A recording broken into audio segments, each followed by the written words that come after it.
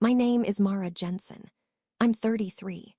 The morning the branch manager told me my signature appeared on a $412,000 commercial loan, I was sitting at a metal desk in the compliance office of Front Range Credit Union, counting the pages in a file I had requested 3 weeks earlier. My brother Kyle had just assured everyone that I had willingly helped him. What he didn't know was that I had already found the authorization record dated August 12, 2017, and the signature on it wasn't mine. The file was 184 pages thick. I counted. Twice. The first time because I was angry.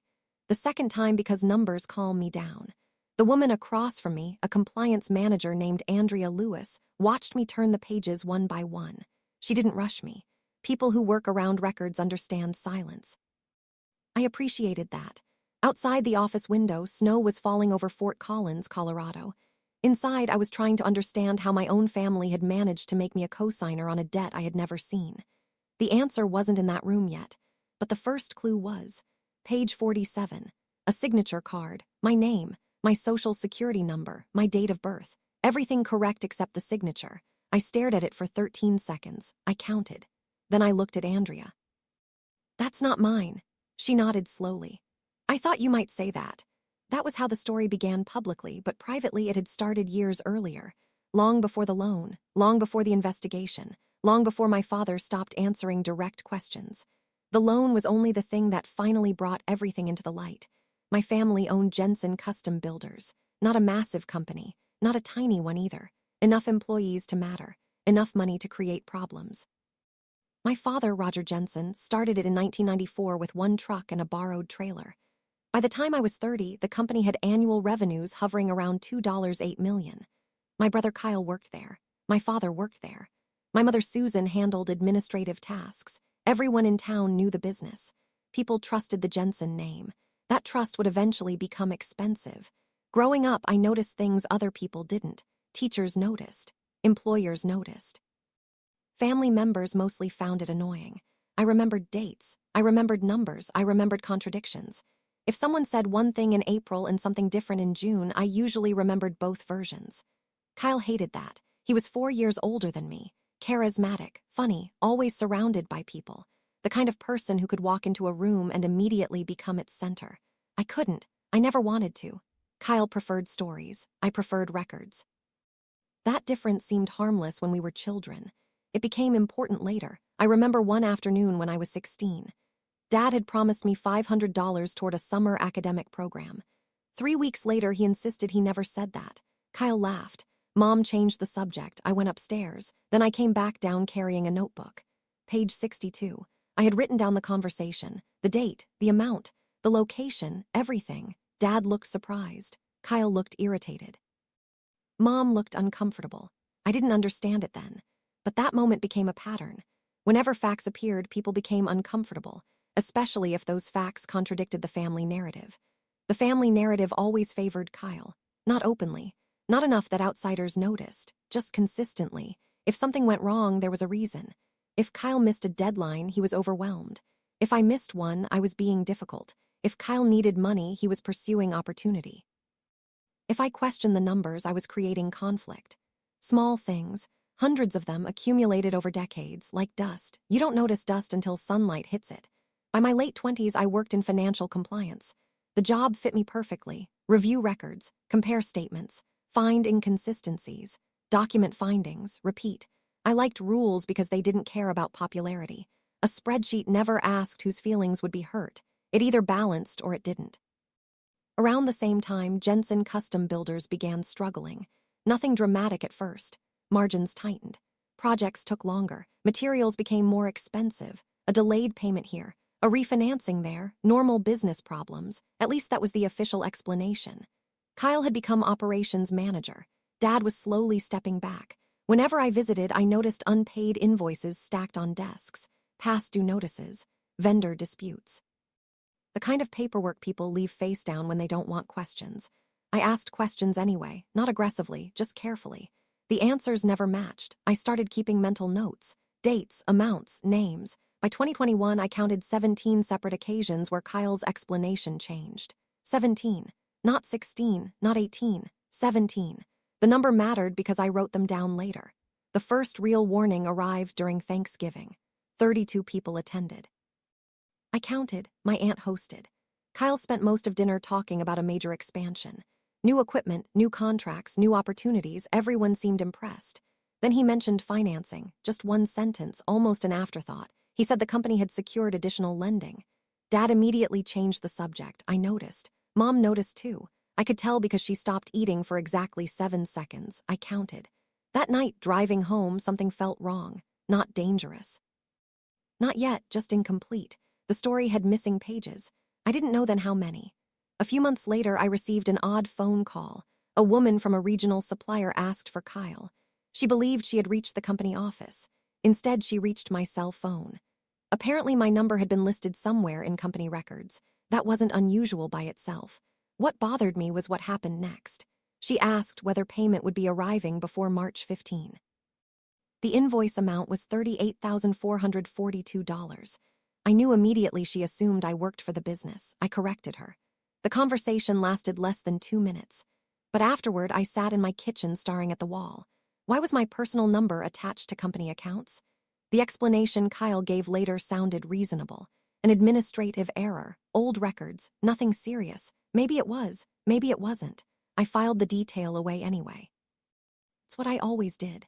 I filed things away, then I waited. Looking back now, that phone call feels different. Not because it proved anything. It didn't. Not yet. But it was the first moment I realized my personal information and the company's paperwork might be closer together than they should have been. And once that possibility entered my mind, I started noticing more. More references. More inconsistencies. More moments where conversations stopped when I entered rooms. Not dramatically. Just enough, like doors closing softly. The kind of thing you can never prove. The kind of thing that still leaves a mark. Then one Tuesday morning in February, everything changed. I received a letter from a lender I had never worked with. The envelope looked ordinary. The contents didn't. The letter referenced a commercial borrowing relationship. My name appeared 3 times. The balance exceeded $400,000. I read the first page, then the second, then the first again. 3 times total. I counted. The numbers stayed the same. The account number stayed the same. My confusion didn't. Because according to that lender, I wasn't just related to the borrower. I was part of the borrower file. And someone had been treating me that way for years. Before I tell you what happened next, I'm curious about something. Have you ever discovered that someone in your family had been making decisions involving your name, money, or reputation without telling you? If so, what was the first clue that something wasn't right? I didn't call Kyle immediately. I didn't call my parents. I didn't even respond to the lender. Instead, I requested records, certified records, because questions create arguments. Documents create answers. 3 weeks later, I was sitting across from Andrea Lewis at Front Range Credit Union. The file sat between us. 184 pages. Page 47 open. My name. A signature that wasn't mine. And a loan that should never have existed. What I didn't know yet was who had created it, or which member of my family had been counting on me never looking closely enough. The first thing Andrea Lewis said after I identified the signature was not what I expected. She didn't ask whether I wanted to file a complaint. She didn't ask whether I wanted an attorney. She didn't even ask whether I wanted copies. She asked a question. Have you reviewed the authorization file from 2017 yet? I looked at her. No. She nodded toward a gray archive box sitting beside her desk. Then start there. The box contained records older than the loan itself. That mattered, because documents created after a problem can be challenged. Documents created before a problem usually tell a different story. I spent 4 hours reviewing that box. 4 hours and 19 minutes. I counted. Inside were account opening forms, identification records, signature cards, authorization requests, internal approval notes, and archived correspondence. Most people would have found the paperwork unbearable. I found it comforting. Paper doesn't perform. Paper doesn't pretend. Paper either exists or it doesn't. By lunchtime, I had identified 3 separate signatures attributed to me, all different. None mine. The dates bothered me even more. August 12, 2017. September 3, 2018. January 15, 2020. 3 separate events. 3 separate authorizations.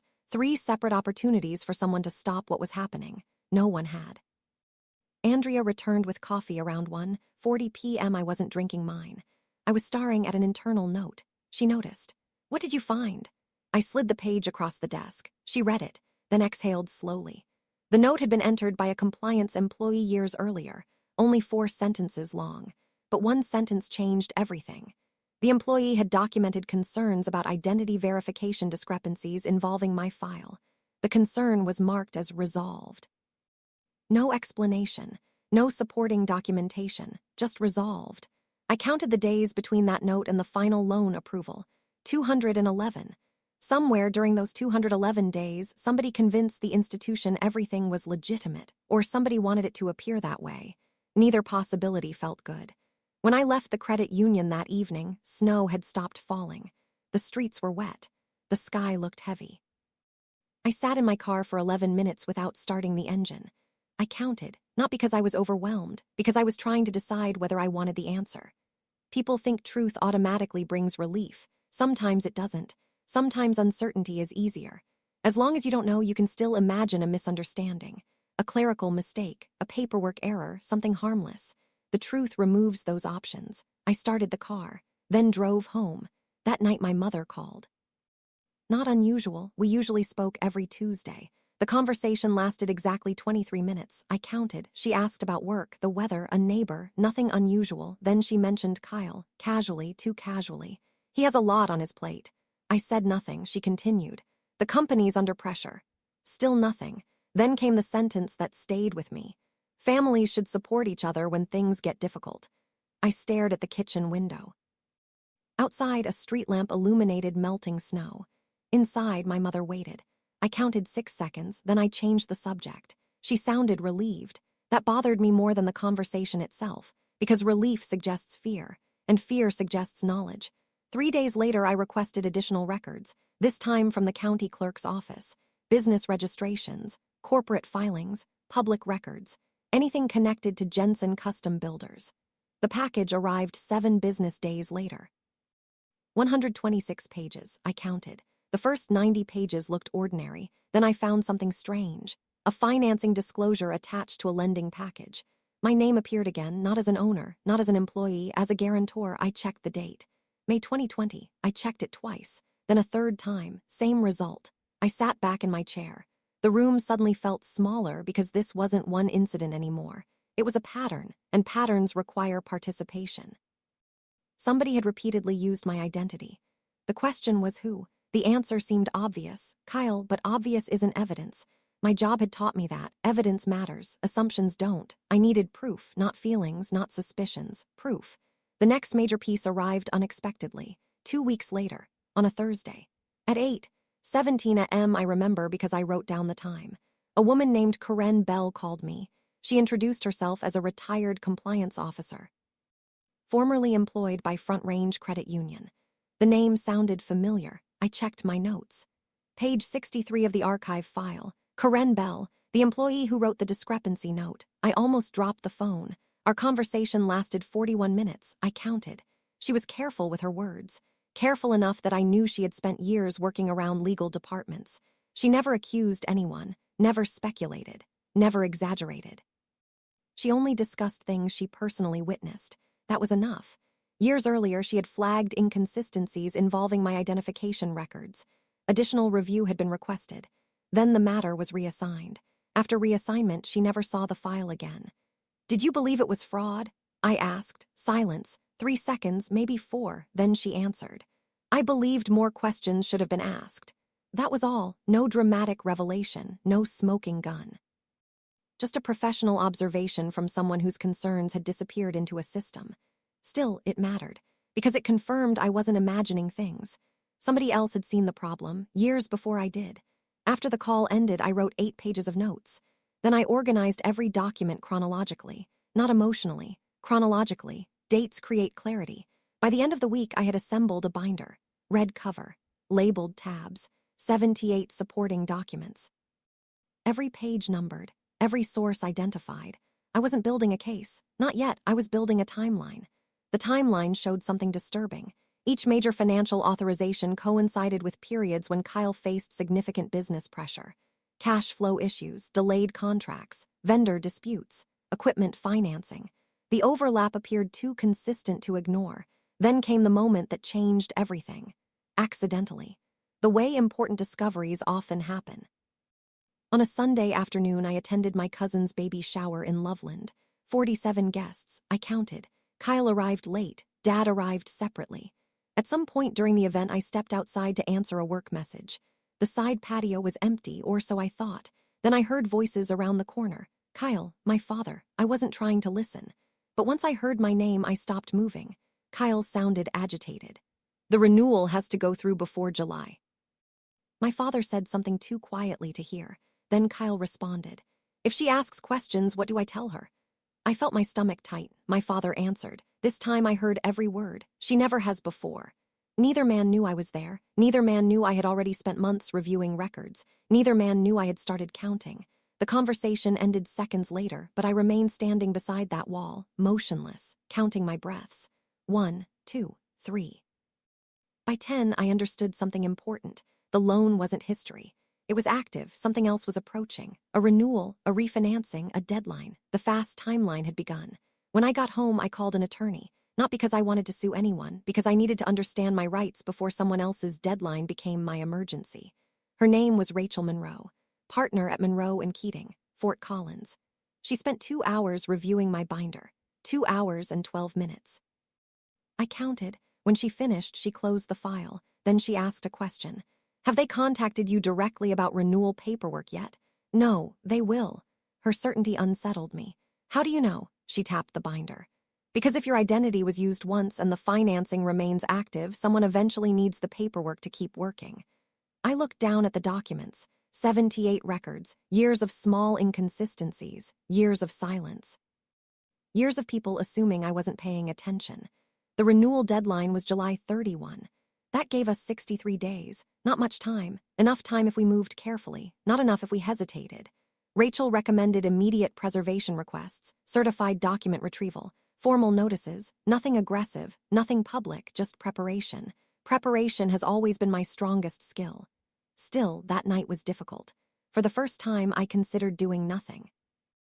Not because I doubted the evidence, because I doubted the cost. Once certain truths emerge, families don't return to what they were before, even unhealthy families. I sat in my apartment until nearly midnight holding a copy of the authorization file. Page 47. The forged signature. The name was mine. The handwriting wasn't. The consequences would belong to everyone. I have a question for you. Have you ever stayed silent about something important because speaking up would change a relationship forever? What was harder, the silence itself or knowing how much it might cost to break it? At 11:43 p.m., my phone buzzed. One text message, from Kyle, 4 words. Need to talk soon. I stared at the screen, read it twice, then placed the phone face down. For the first time, it wasn't me chasing answers. It looked like the answers were starting to chase me. I did not answer Kyle's text. Not that night, not the next morning, not the day after. The message sat unread in the emotional sense, even though I had read it 3 times. There is a difference. Sometimes a response becomes information. Sometimes it becomes permission. I wasn't ready to give either. Rachel Monroe agreed. When I forwarded the screenshot, she called within an hour. Do not discuss documents. I wasn't planning to. Good. She paused, then added something important.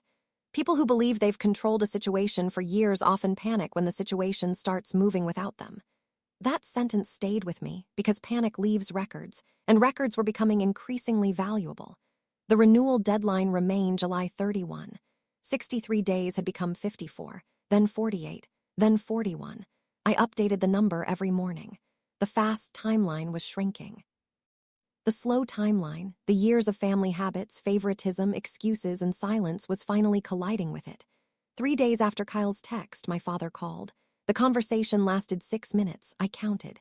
He sounded cheerful, artificially cheerful.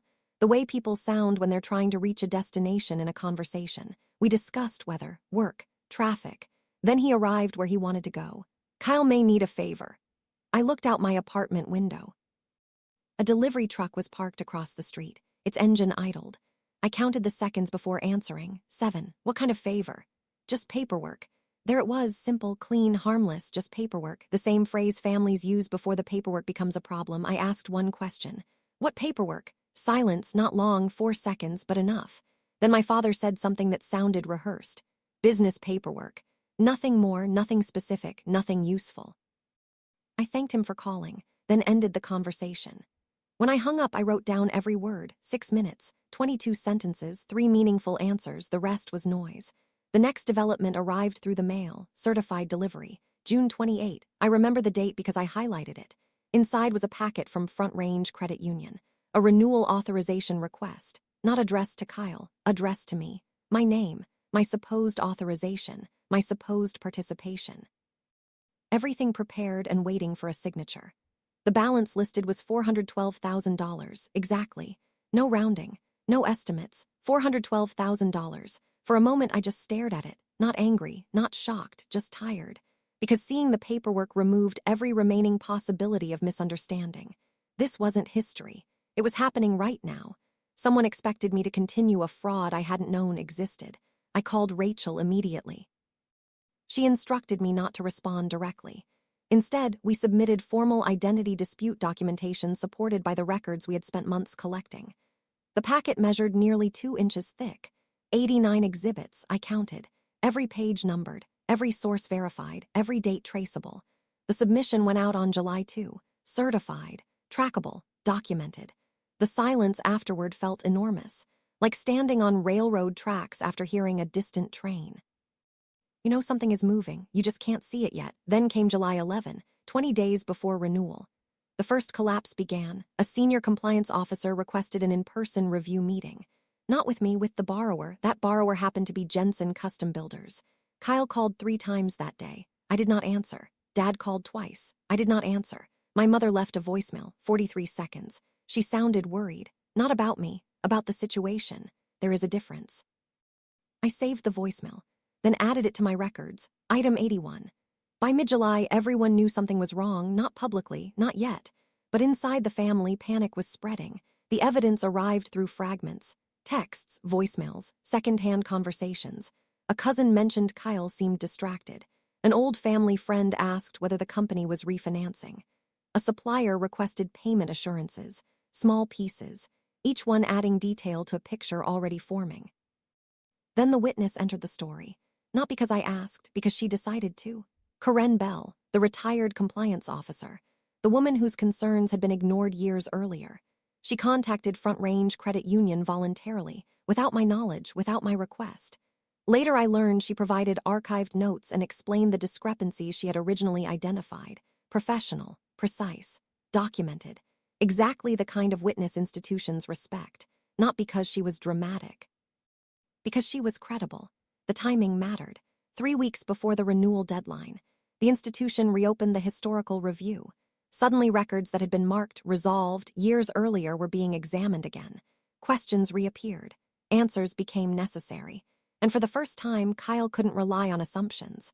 The confrontation happened on July 24, 7 days before the deadline, at Front Range Credit Union's regional headquarters, a neutral location. Exactly as Rachel predicted it would be. The conference room sat on the 3rd floor, glass walls, gray carpet, large rectangular table, 8 chairs I counted. Rachel arrived with 2 binders, I carried one. The credit union representatives sat across from us. Then my family arrived, Kyle first, Dad second, my mother third. I watched them enter. None of them smiled. Kyle carried a folder, Dad carried nothing. My mother looked exhausted, the architect, the enforcer, the beneficiary. All present, though I didn't fully understand their roles yet, not until later. Kyle spoke first. He had demands exactly as Rachel predicted. He wanted clarification, resolution, speed. He emphasized misunderstandings, administrative issues, documentation errors. He spoke confidently, like someone who still believed control was possible. The credit union listened, then turned toward me. I didn't argue. I didn't accuse. I opened the binder. Page 1. August 12, 2017. Signature discrepancy. Page 17. Identity verification inconsistency. Page 34. Authorization mismatch. Page 47. The signature card. I read dates, dollar amounts, reference numbers, nothing more. The room grew quieter with each page. Documents do that. They remove places to hide. At one point, Kyle interrupted. Rachel immediately directed everyone back to the record. Not emotion, not interpretation, just evidence. Then came the unexpected moment. The moment beneath the performance. The moment where something real appeared. Kyle looked down at the table. Not at me, not at Rachel, at the table. His hand stopped moving for maybe 3 seconds, 4 at most. And in those few seconds, I saw something I had never seen before. Fear. Not fear of punishment. Fear of exposure. Fear that the version of events he had been living inside could no longer survive contact with documentation. Then it disappeared. The confidence returned. The explanations returned. The armor returned, but I had seen it. And apparently so had everyone else. The credit union's lead investigator asked a simple question. One question, the kind that sounds harmless. Can you provide evidence that Ms. Jensen authorized these transactions? Nobody answered immediately. I counted. 1 second, 2, 3, 4, 5, silence. Then 6, then 7. The longest 7 seconds of the meeting. Because silence becomes evidence when answers should exist. The witness spoke next. Karen Bell. She had attended independently, not for me, for the institution. She described her original concerns, her documentation, her recommendations, her reassignment. No accusations, no speeches, only facts. The room changed after that. You could feel it. The center of gravity shifted, not emotionally, structurally. The narrative Kyle had relied upon stopped working. The records were stronger. Institution knew it. Everyone knew it. I placed one final document on the table, the original authorization specimen from years before, my verified signature, beside the disputed version. The difference was obvious. No expert testimony required, no interpretation necessary, just comparison. Then I spoke my final sentence. Quietly, factually, without anger. I never signed any of these. That was it, no speech, no lecture, no triumph, just the truth. Then I closed the binder. Nobody had an answer. Kyle stared at the paperwork. My father stared at the floor. My mother stared out the window. The investigator collected the documents. The meeting ended, not dramatically, just over. When I walked out of the building, I didn't look back. The deadline was 7 days away, but the outcome had already begun. Over the next several weeks, I pieced together the fallout from conversations I wasn't part of. Phone calls, vendor concerns, additional reviews, legal consultations, compliance investigations. The community heard pieces first. Fort Collins isn't small enough for secrets. Especially business secrets. Suppliers talk, bankers talk, contractors talk. By August, questions were circulating, nothing exaggerated, nothing theatrical, just questions. The kind questions people ask when trust suddenly becomes uncertain. And trust, once questioned, has a way of creating consequences all by itself. The larger truth, however, was still coming. Because the documents proved fraud had happened. What they hadn't yet proven was who had planned it. And somewhere inside the next round of records was an answer my family desperately hoped would stay buried. The first official findings arrived 37 days after the meeting at Front Range Credit Union. I remember because I wrote the number on the front of my notebook. 37. Not a month, not about 5 weeks. 37 days. Precision mattered, it always had. The letter came by certified mail, thick envelope, 12 pages. I sat at my kitchen table and read every line twice. Then I read the final section a third time. The institution concluded that multiple authorization records connected to my identity could not be validated. The renewal request was canceled. The disputed guarantees were removed from my file. An internal fraud review had already been referred to outside counsel. No dramatic language, no emotional conclusions, just administrative facts. Facts were enough. The consequences started unfolding almost immediately. Not because anyone wanted revenge, because systems react when trust breaks. The architect was my father. I learned that 6 weeks later. Not Kyle, not my mother, Roger Jensen. The person I had spent most of my life assuming was simply avoiding conflict. The documents told a different story entirely. During the outside review, investigators uncovered archived correspondence connected to the original financing package. Emails, approval requests, supporting documentation, time-stamped records. One particular email chain dated August 10, 2017 changed everything. The chain contained 9 messages. I counted. In message number 6, my father supplied personal information that should never have been provided without my authorization. Addresses, verification details, identity records. Information that allowed someone else to complete paperwork in my name. He didn't forge the signatures himself. The records didn't show that, but he made the process possible. The architect, the planner, the person who opened the door. The community consequences arrived quietly. Contractors began requesting additional documentation before doing business with Jensen Custom Builders. Suppliers tightened credit terms. A local builders association removed my father from a leadership committee he had served on for years. Nobody held a public vote. Nobody made a speech. People simply stopped trusting him the same way. Trust leaves slowly, then all at once. Financial consequences followed. The company was required to refinance under stricter conditions. Insurance premiums increased. Several lending relationships changed. Nothing catastrophic, nothing dramatic, just expensive. The image my father had carefully maintained for decades, a man whose word was enough, became harder to sustain. Not because of gossip, because of records. Records don't forget. The beneficiary, Kyle, received different consequences. The review concluded he had directly benefited from financing tied to disputed documentation. Whether he understood every detail from the beginning remained unclear. The investigators never proved otherwise. What they did prove was simpler. He accepted benefits that depended on authorizations he couldn't verify. That distinction mattered. His consequences weren't legal judgments. They were practical ones. Business partners became cautious. Future financing became more complicated. Several contracts required additional guarantees. Costs increased. Opportunities narrowed. The most revealing moment came 3 months later. Kyle sent me a text message. 71 words, I counted. Not an apology, not even close. The message focused entirely on him, his stress, his reputation, his difficulties, his future. The closest thing to accountability appeared in one sentence. I never thought it would become this big. That was it. No acknowledgement of what it had cost me. No recognition of the years involved. Only surprise that consequences existed. I read the message once, saved a screenshot, then replied with a single sentence. Do not use my information for any purpose again. Nothing more. He never answered. The enforcer was my mother. That realization hurt more than the others, because silence can feel kinder than action, until you understand the cost. The review revealed she had known pieces of the truth for years. Not everything, but enough. Enough to ask questions. Enough to recognize concerns. Enough to understand my name appeared on documents where it shouldn't.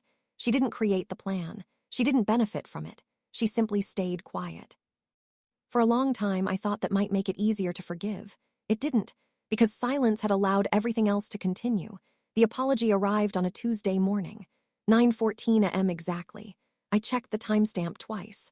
Voicemail, 3 minutes and 11 seconds. I listened while standing in my apartment kitchen. The coffee maker was still running. Outside, rain tapped against the window. My mother's voice sounded older, not dramatically, just tired. The way voices sound when they've spent too long carrying something heavy. She didn't ask for forgiveness. That mattered. She didn't offer excuses either. That mattered more, she said. I knew enough to know it wasn't right, not everything, but enough. Every time I told myself someone else would fix it, or it wasn't my place, or it would create problems if I spoke up. The truth is I was afraid. I spent years protecting peace that wasn't real. You deserved better than that. I should have told you. I should have told you much earlier. Then she stopped. For a moment I thought the voicemail had ended. It hadn't. Her breathing filled the silence. Then she spoke one last time. You don't owe me an answer, I just didn't want the truth to stay buried with me. The message ended. I stood there for a long time afterward, not crying, not angry, just still. I played it 3 times, I counted, then saved it. Some things need to be said. That doesn't mean they need to be answered. I never called back. Not immediately. Not because I hated her, because I didn't know what to say. Honesty arrives differently when it comes years late. It matters, but it doesn't erase anything. Months passed. Life became quieter, not easier, just clearer. I accepted a senior compliance position with a regional financial services company in Denver. The promotion increased my salary by $38,000 annually. I moved into a small townhouse near Sloan's Lake. The address wasn't remarkable. But it was mine, entirely mine. The first evening after moving in, I unpacked exactly 12 boxes, I counted. The 13th box contained old family photographs. I almost left it sealed. Almost. Instead, I opened it. Inside were pictures spanning decades, birthdays, graduations, camping trips, Christmas mornings, evidence that love and damage can exist in the same place. I kept some, stored others, threw away none. That felt honest. My relationship with my father became almost non-existent. We exchanged 2 brief emails during the following year, both practical, neither personal. There was no dramatic separation, just distance. The kind distance that grows naturally when trust disappears. My relationship with Kyle settled into boundaries, clear ones, necessary ones. We occasionally appeared at the same family gatherings. We remained polite, nothing more.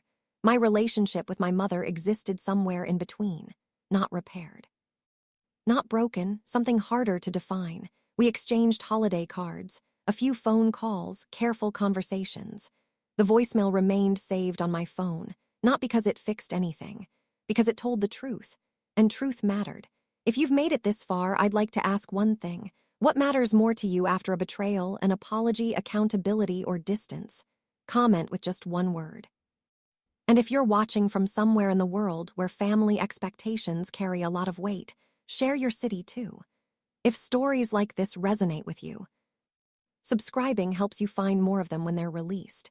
A year after the investigation ended, I sat on the back porch of my townhouse just after sunset. The air smelled faintly of rain. In my hands was a copy of the original August 2017 authorization form, the one that started everything. The paper had become softer at the edges from being handled so many times. Across the yard, a porch light flickered on.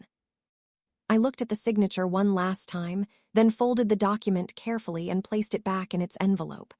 I wasn't triumphant. I wasn't healed. What I felt was quieter than either of those things. The uncertainty was gone, and in the silence that followed it, there was finally enough room to breathe.